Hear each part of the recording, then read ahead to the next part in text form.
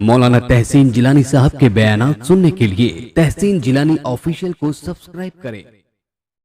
एक शहर में एक बादशाह था जिसने ये ऐलान लगवा दिया था कि अगर इस शहर में कोई भी गरीब, कोई भी मांगने वाला आएगा तो कोई भी उसे भीख नहीं देगा। तो उस शहर में एक बार एक फ़कीर आया, एक मांगने वाला आया और एक दरवाज़े पर उसने सवाल किया, 2 रोटी का सवाल किया।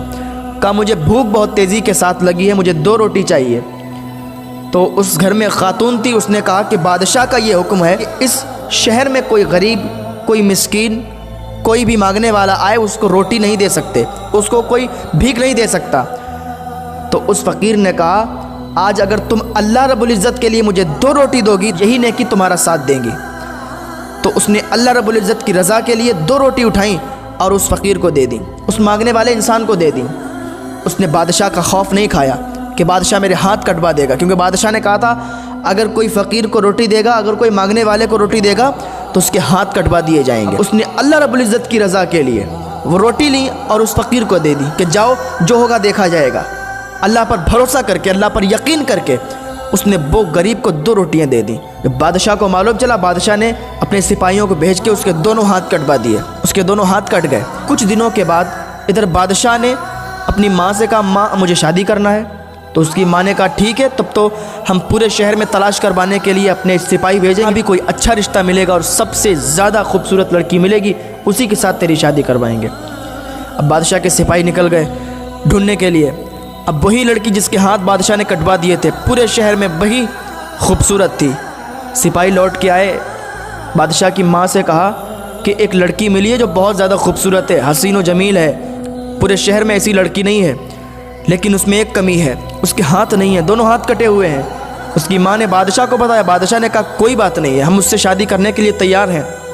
बादशाह ने उस लड़की से शादी कर ली। अब दोनों आराम से रहने लगे। उनके यहाँ एक बच्चा भी हुआ, एक बच्चे की विलादत भी हुई। बादशाह बाहर जंग पर निकल गया था, उसकी और जो बीवियाँ थी वो उससे जलने लगी थी, क्योंकि वो खूबसूरत बहुत ज़्यादा थी। अब और बीवियाँ जलती थीं। अब बादशाह जंग पर गया हुआ था, उन्होंने एक ख़त लिखा। और ख़त क्या लिखा कि जो तेरा बच्चा है वो तेरा बच्चा नहीं है, बल्कि तेरी बीवी जो है जिसके हाथ नहीं है ये किसी और मर्द से भी मिलती है, इसके ताल्लुक़ और भी ज़्यादा है।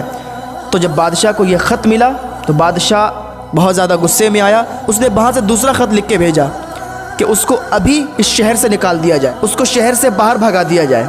अब माँ और बच्चा दोनों ही शहर से बाहर निकल गए।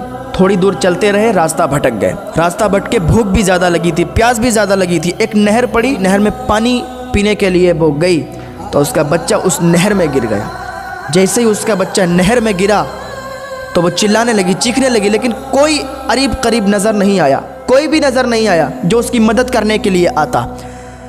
तो जैसे ही उसका बच्चा डूबा, उसे सामने से 2 हसीन व जमील चेहरे वाले नज़र आए। वो उसकी तरफ आ रहे थे।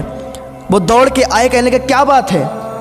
उसने कहा मेरा बच्चा इस नहर में गिर गया है, मेरा बच्चा इस नहर में डूब गया है, मेरे बच्चे को बचा लो।